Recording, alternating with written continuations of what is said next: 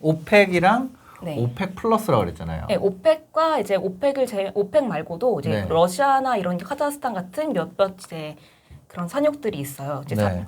원유를 생산하는 그런 국가들이 같이 연합해가지고 지금 회의를 네네. 하고 있는데, 네. 그래서 이제 산유량 자체를 컨트롤을 하는 거죠. 이제 얼마까지만 우리가 생산을 하자라고 해서 아, 감산을 하고 있는 건데. 저 들어봤어요. 이거 예. 뭐 카르텔. 그렇죠, 그렇죠. 네. 네. 그래서 원래 오펙이 카르텔을 형성하기 위해서 했는데 지금은 유가가 낮다 보니까 네. 얘네가 지금 재정이 별로 안 좋은데 재정 수지를 다 원유를 통해서 수입을 얻어가지고 재정을 쓰거든요. 아, 나라에서 돈을 쓰는데. 그렇죠. 사우디나 이런 중동 국가들이. 아, 그럼 그 나라 석유는 그 나라 거예요?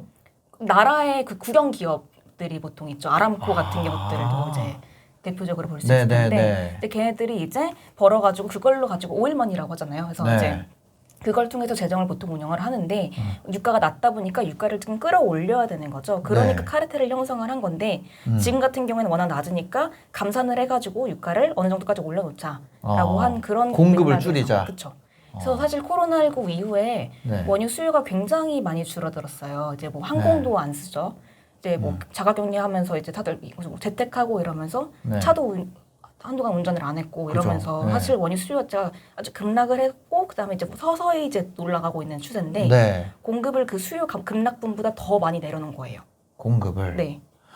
아, 그렇게 감산을 하면서 수요가 줄었는데 수요 준 거보다 더 줄이면서. 그렇죠. 사우디랑 러시아 말고도 네. 보통 원유 생산의 빅3가 미국이랑 사우디, 러시아거든요. 근데 미국 쪽에서도 미국은 민간 셰일 기업들이긴 한데 네. 얘네도 지금 돈도 없어지고 유가가 폭락했으니까 네네. 수익이 안 나잖아요. 네네. 그렇다 보니까 걔네들도 생산을 같이 줄였고요. 아, 그래서 여기는 이제- 뭐 명령으로 줄인 게 아니라 네. 힘들어서 줄였고. 시장 관계 안에서 이제 줄인 거죠. 이제 예. 미국 기업들은 미국의 셰일 기업들은 이제 어떤 손익분기점이 있잖아요. 네. 그 손익분기점보다 미달하고 있기 때문에 유가가 그러니까 생산을 줄였던 거고. 아, 이거 만드는 가격보다 그렇죠. 가격이 더 떨어지면 파는 가격이 더 싸면. 싸니까 파면 손해인 거죠. 그렇죠. 미국은 시장 가격 때문에 생산량이 줄어들고 네. 오펙은 합의를 감산 통해서. 합의를 통해서 시장이 줄어들고. 네. 그러니까 뭐 양쪽 다 이제 확 줄어들게 된 거네요. 그쵸. 그래서 유가가 여기까지 올라왔는데 네. 이제 그런 거죠. 지금 60불 막 이렇게 되잖아요. 네네. 근데 예전에 보면 막 경기 좋아지면 유가가 100불도 갔고 뭐 요즘에 막 인플레이션 이런 얘기들도 뉴스에도 나오고 많은 분들이 그런 얘기 하거든요. 이게 예전처럼 다시 뭐 휘발유 리터당 2,000원 시대? 그러니까 뭐 유가 100불 넘어가는 그런 게 다시 오지 않을까? 이런 생각도 들거든요. 일단 되게 많은 자산군들이나 그런 것들을 보면은 코로나19 이후에 네. 다 떨어졌다 다시 올랐잖아요. 근데 원유 수요 같은 경우는 네. 그만큼 못 올랐어요. 왜냐면은 구조적인 문제들이 같이 작용을 했던 거죠. 원유 수요는 안 올랐다. 오르긴 올랐는데 다른 것들이 오른 폭에 비해서 네. 굉장히 만만하게 지금 성장을 하고 있다는 거죠. 아, 왜냐면은 항공 쪽 생각을 해보시면은 네. 항공유, 제트유가 네. 수요가 한 글로벌 원유 수요의 한 10% 정도를 차지를 하거든요. 네. 이쪽에서 올라오는 폭이 적을 수밖에 없고 그리고 이제 다들 재택을 해봤단 말이죠. 네. 근데 그래 보니까 괜찮아 할만한 거죠. 할만하죠. 그런 식으로 이제 네. 구조적인 변화들이 같이 동반이 되게 되고 어. 또 좀 더 긴 시계열에서 장기적으로 보게 되면 네. 친환경 에너지로의 그런 변화 같은 것들도 같이 좀 더 빨라지고 있기 때문에 사실 뭐 구조적으로 원유 수요가 드라마틱하게 오를 수 있는 국면은 아니라고 보고 있고요. 네. 그리고 이제 수요가 오를 때 여기에 발맞춰서 산유국들이 공급량을 올려가게 되면은 그럼 결국은 이제 유가를 계속해서 끌어올리지는 못할 거라고 보고 있거든요. 아. 특히 이제 공급 주도의 그런 유가 상승이었기 때문에 네. 공급 주도는 좀 약간 한계가 있어요. 왜냐면 이해관계가 상충되기 때문에. 더 줄일 수가 더 그쵸, 계속 이제- 줄이려면 계속 합의를 해야 되고. 그렇죠. 이제 러시아 같은 경우는 벌써 이제 합의하기 싫거든요. 아, 러시아는 좀 이익을 보는 수준까지 왔나 봐요. 사우디나 러시아나 둘 다 이익은 봐요. 이익은 네. 보는데 그래도 이제 어느 정도의 이제 안정을 찾자, 시장 안정을 찾자라는 네. 그런 맥락에서 지금 이걸 하고 있는 건데, 아하. 네, 사실 러시아 입장에서는 지금 미국이랑도 그 관계가 안 좋잖아요. 그러면 네네. 굳이 원유 시장을 안정을 해줄 필요가 없다라고 해버리면은 만약에 우리 이제 감산 안 할래 해버리면 이제 네. 유가가 다시 또 하락할 수도 있고 아, 이렇기 때문에 좀 리스크가 아무래도 있게 되겠죠. 공급으로 줄인 거, 공급으로 네. 끌어올린 거기 때문에 네, 수요가 올라야- 올라온 게 아니고 네. 이게 보통 수요와 공급으로 원자재는 그 그쵸. 가격이 정해지나 봐요. 그렇죠. 이제 원자재 같은 경우 굉장히 단순한 시장이라서 일단 수급이 맞는 게 가장 중요하거든요. 수요가 올라가면 가격이 올라가고 네. 이제 공급이 늘어나면 가격이 떨어지고 이게 가장 기본적인 메커니즘이고 그거 기반으로 해서 다른 것들이 이제 움직이게 되는 거죠. 그런 게 없네요.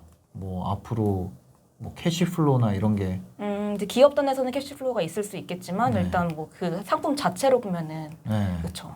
원자재 가격이라는 건 말 그대로 수요 예측과 공급 예측. 네, 그게 되게 가장 네. 기본적인 거고요. 네. 다만 이제 좀 더 큰 사이클에서는 경기 사이클이 같이 움직이게 되는 부분들이 있죠. 경기 사이클. 네. 그래서 경기가 지금 경기 사이클의 시작 부분에서는 어떤 게 좋은지 아니면 뭐 경기가 경기가 안 좋아질 때는 어떤 게 좋은지 네. 이런 게 좀 이제 사이클마다 좀 적절한 원자재가 있다고 보시면 될 것 같아요. 지금 사이클은 어떤 국면인가요? 지금은 이제 원래 경기 기대가 연말부터 조금씩 커지기 시작을 했어요. 네, 왜냐면 네. 이제 백신도 보급이 되고 코로나19도 뭐 지금 다시 조금 부각되고 있긴 하지만 네. 미국에서는 좀 더 정상화되고 있고 이런 국면에 접어들면서 네. 경기 기대가 이제 좀 실물 경제로 반영이 되는 시점이 됐다고 생각을 하고 있어요. 그래서 네. 경기가 조금씩 올라오고 있는 국면에서는 사실 구리 쪽, 산업금속 쪽이 좀 더 좋다고 보고 있긴 하거든요. 산업금속 같은 경우는 이제 뭐 건설이나 인프라 같은 데도 쓰이고요.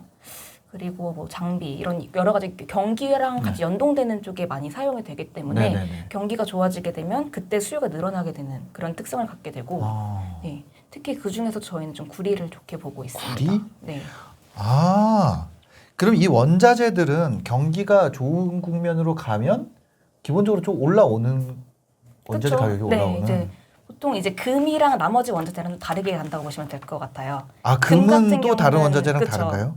금 같은 경우는 경기가 안 좋아질 때 오히려 안전자산에 대한 투자가 늘어나게 되고 네네네.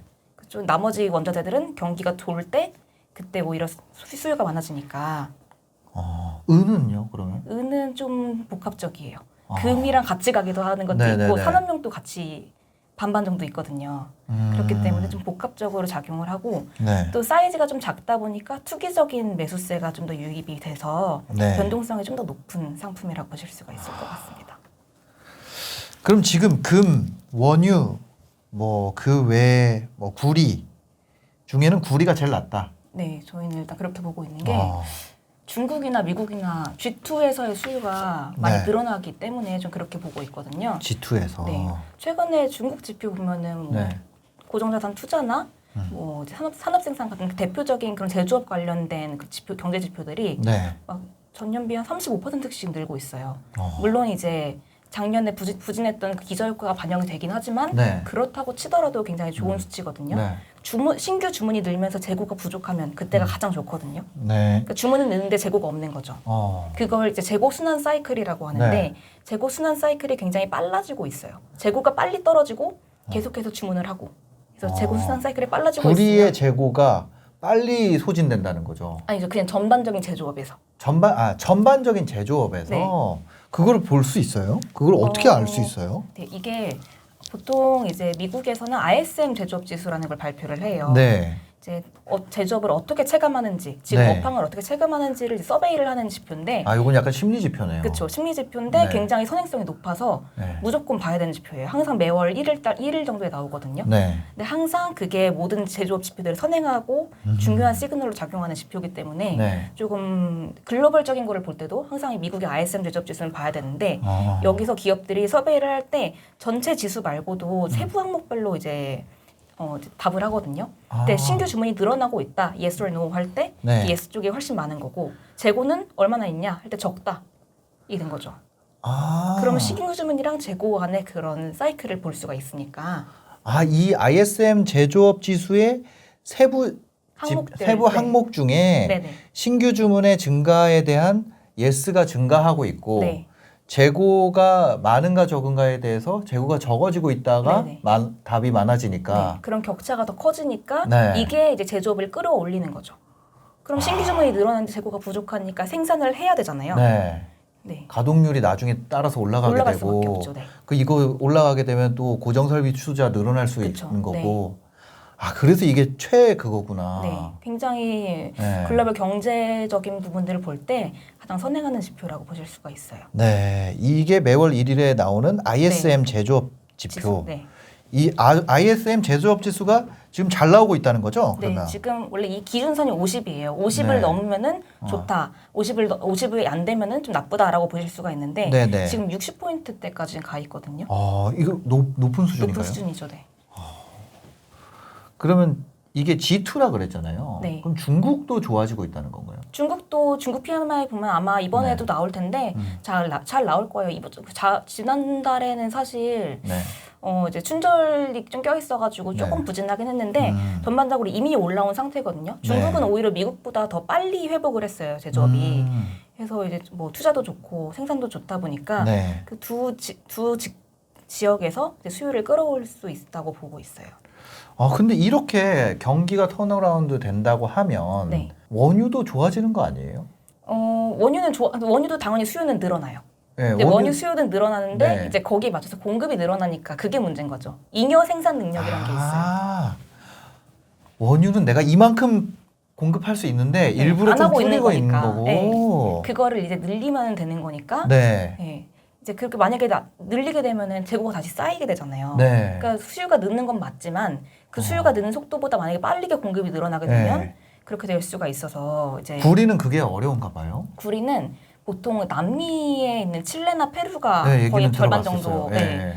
그 생산을 하고 있는데 얘는 사실 뭐 노조 이슈도 항상 조금씩 있고 코로나19 이후에 광산 좀 폐업하고 이러면 이제 잠깐 네. 채굴을 안 하고 중단을 하고 이러면서 조금 생산량 자체가 줄어들었고요. 네. 그래서 작년 같은 경우는 생산이 줄어들었고 올해도 아직까지는 그렇게 많이 올라오지 못한 상태거든요. 그래서 공급이 자체가 부족한데 최근에 또 이미 있는 재고들을 보면은 재고량이 굉장히 부족해요. 네, 네. 재고가 보통 가장 대표적으로 원자재 재고를 볼 때는 네. 런던에 있는 그 금속거래소 그러니까 LME에 있는 네. 그 재고량을 보게 되는데 네. 이렇게 역사적으로 굉장히 낮은 수준에 지금 위치하고 있고요. LME 금속거래소에서 네, 구리 재고 지표가 있나요? 네 있어요. 근데 그게 뭐 위클리로 발표 데일리인지 위클리인지 헷갈리는데 네네네네.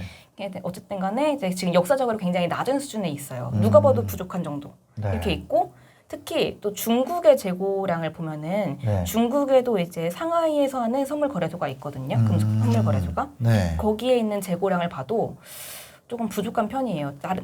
예년에 비해서. 이 상하이에 있는 그 금속 거래소에 있는 재고 같은 경우는 네. 중국의 구리 자체는 어떤 굉장히 명확한 계절성을 갖거든요.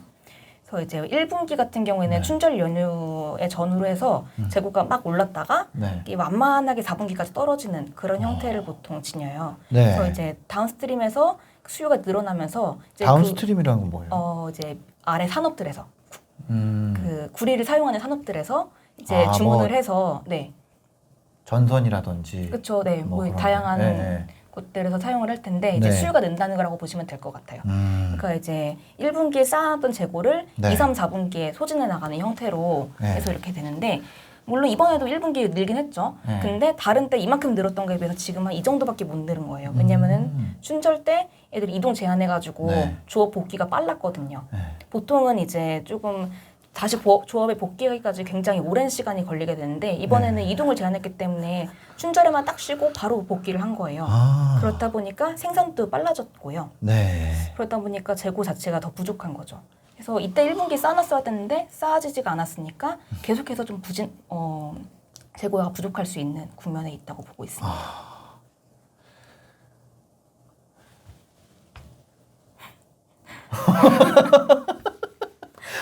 이거 저기 뭐지? 네. 제가 LS 전선 네네네. 거기 회사에 구경 갔었거든요. 그냥 네네.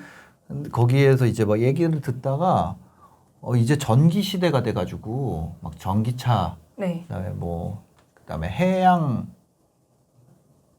하는 그 풍력 발전 뭐 이런 거 네네. 있잖아요. 네. 그런 거 해가지고 전선이 더 필요하다. 그렇죠. 이게 네. 구리는 친환경 모멘텀도 있어요. 지금 보면은 네. 특히 이번 같은 경우는 지금 바이든 정부에서 네. 이제 이번 주에 이제 3조에서 4조 달러 규모의 인프라 투자 계획을 발표를 한다고 하거든요. 네. 근데 이쪽에 바이든이 친환경 쪽에 좀 더 포커스된 그런 인프라 투자안을 제시를 네. 하려고 하고 있거든요. 근데 인프라 투자 자체도 이미 구리한테는 좋은데 네. 친환경 쪽으로 더 포커스가 되게 되면은 더욱더 구리 수요는 많아질 수밖에 없는 네. 게 뭐 예를 들어서 이제 배터리 쪽 자동차 배터리 쪽을 보면은 네. 이제 친환경차 같은 경우에는 그냥 기존 차보다 한 뭐 4배 정도 구리량 사용량이 더 늘어나게 되거든요. 그렇다 보니까 네. 이제 뭐 친환경 버스를 뭐 만들다거나 네. 좀 더 공급을 많이 한다던가 이렇게 되면은 이제 구리 사용량 자체가 늘 수밖에 없는 거죠. 그러니까 재고는 부족한데 네. 구리 수요 자체는 계속해서 늘 수 새로운 있는. 시장도 계속 열리고. 그렇죠. 네. 그거 뭐지? 바다 같은 데서 네. 풍력 발전기 돌아가면 그 밑에 들어가는 구리가 어마어마하다 그러더라고요. 네. 그래서 제가 그 물어봤었거든요. 저기 LS 전선은 구리 가격이 엄청 오른다는데 아닌데요? 그러니까 미리 사놔서 괜찮아요. 그렇죠. 이제 그렇게 실제로 사용하시는 분들은 네. 미리 선물에 좀 많이 사놓는 편이고요. 그래야 이제 가격에 대한 그런 변동을 해칭을 할 수가 있으니까. 네. 근데 개인 투자자들 같은 경우에는 사실 그렇게는 어렵고요. 선물 자체는 이제 단위가 크다 보니까 뭐 네. 미니 선물로 들어가시거나 이렇게 하시기도 하시는데. 말 나온 김에 한번 여쭤보고 싶은 게 네. 그럼 구리가 앞으로도 계속 올라간다 그러면 네네. 우리가 구리에 투자할 수 있는 방법은 ETF가 가장 대표적이에요. ETF? 베이스 메탈 같은 거에 투자하는 그런 네. ETF들이 있거든요. 네. 그런 거에 베이스 투자를 메탈이 하면은 뭐예요? 산업에 사용되는 그런 예, 것들. 예, 그런 거에 투자를 하면은 걔네가 알아서 이제 뭐 좀 분배해 놓은 그런 네. ETF인 건데 이제 그 한창 유가 ETF 쪽이 터졌을 때는 맞아요. 그때는 사실 ETF들이 근월물만 가지고 있었어요. 이제 바로 다음 월물만 가지고 상품을 운영을 했었는데 네, 네. 이게 근월물이 터지다 보니까 이제는 약간 그거를 리스크를 네, 미니마이즈 해야 되잖아요. 네. 그러다 보니까 이제 여러 가지 월물을 같이 좀 보유를 하는 식으로 아. 상품 구조를 많이 바꿨어요. 아, 그 전에는 최근 얼물만 네, 그렇죠. 바로 결제해 주는 네. 거, 바로 결제해 주는 걸 계속 네. 갈아타면서 했는데 그렇죠. 지금은 뭐 비중은 다르겠지만 네. 뭐 이번 달, 다음 달, 그 다음 네. 달 거 이렇게 좀 네. 나눠서 사놓는다는 거죠. 네. 그러다 보니까 좀 리스크가 과거보다는 조금 줄어들었다고 보실 수 있을 것 같아요. 그 전에는 왜 그렇게 안 했어요?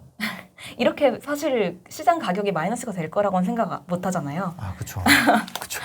그러니까. 이제 가장 단순하게 볼 수 있는 시장이 근월물이니까 네. 근월물 위주로 투자를 했던 건데 이게 그렇게 되다 보니까 경각심을 갖고 조금 더 멀리까지 네. 보게 되는 거라고 보시면 될 것 같아요. 그러니까 이 자본주의가 계속 진화하고 있는 것 같아요. 우리나라 자본주의도 보면 어릴 때는 세상이 완성돼 있다고 생각을 했는데 크면서 느끼는 게 계속 세상이 만들어지고 있다는 거를 많이 느끼는 것 같아요. 아, 오늘 이 원자재에 대해서 얘기 나눠봤는데 그럼 이런 원자재의 종류가 여러 가지가 있잖아요. 굉장히. 네. 그럼 그 중에 지금 제일 베스트로 생각하시는 거는 구리. 네, 저는 일단 구리가 가장 이제 재고도 낮고 네. 공급도 많이 되지 못하고 있고 네. 그런데 수요는 늘 수밖에 없는 국면이기 때문에 그래서 그렇게 보는 거죠. 네. 수요가 경기가 좋아지고 있고 네. 또 미국에서 그 인프라 투자가 있게 되면은 이게 무조건 이제 GDP 상승으로 오게 되거든요. 네. 인프라 투자 쪽으로 가게 되면은 예, 경제가 성장을 하게 되니까 네. 어쨌든 간에 구리 수요는 늘 수밖에 없다고 보고 있습니다. 최근에 인플레이션에 대한 네. 우려도 많이 있잖아요. 아, 그쵸. 그거에 대한 대응 방안으로도 괜찮아요. 네, 이제 원자재 같은 경우에는 인플레이션을 해칭할 수 있는 자산이에요. 이제 뭐 인플레이션이 올라가게 되면은 네. 화폐 가치가 떨어지게 되잖아요. 네. 그렇기 때문에 이거를 좀 방어하기 위한 해지 자산이 좀 필요한데 네, 네. 원자재는 이제 물가 가치 상승을 먼저 하죠. 이게 보통 PPI랑 CPI라고 생산자 물가랑 소비자 네. 물가가 있으면 원자재가 먼저 상승을 하고 그러면 네. 이제 생산자 물가가 올라가겠죠. 네, 네. 그걸 따라서 소비자 물가가 같이 반영해서 올라가게 되는 거거든요.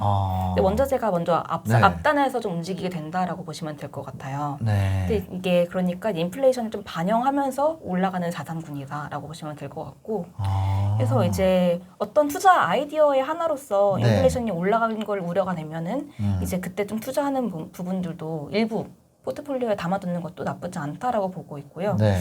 최근에 뭐 제가 2015년 이후에 네. 원자재별로 상관관계를 좀 구해보면은 이제 가장 사실 소비자 물가랑 가장 상관성이 높은 건 원유고, 원유. 네. 그 다음이 산업금속, 네. 그 다음에가 농산물, 마지막이 귀금속이에요. 그럼 2등이네요. 네. 산업금속이 2등인데 네. 이제 이렇게 인플레이션 해지 자산군 중에서 지금 오를 수 있는 게 뭐냐라고 보면은 그때 구리다라고 말씀을 드리는 겁니다. 앞에서 얘기하신 것처럼 원유는 공급이 굉장히 탄력적으로 움직일 수 있으니까. 네. 생산할 수 있는 여력이 많기 때문에 네. 이제 수요가 늘어나긴 하겠지만 거기에 발맞춰서 같이 공급을 늘릴 것이다 라는 거고 또 특히 이제 뭐 지정학적 리스크가 좀 발발이 돼서 네. 갑자기 감산을 안 하겠다라고 해버리면은 공급 리스크는 언제든지 불거질 수 있는 부분이 있거든요. 알겠습니다. 네. 하여튼 오늘 바쁘신데도 시간 내주셔서 네. 감사합니다. 네. 고생하셨습니다. 네. 네. 네, 오늘 영상 보시고 도움이 되셨다면요. 구독과 좋아요, 댓글까지 부탁드리겠습니다. 네. 영상 봐주셔서 감사합니다. 행복한 하루 되세요. 감사합니다.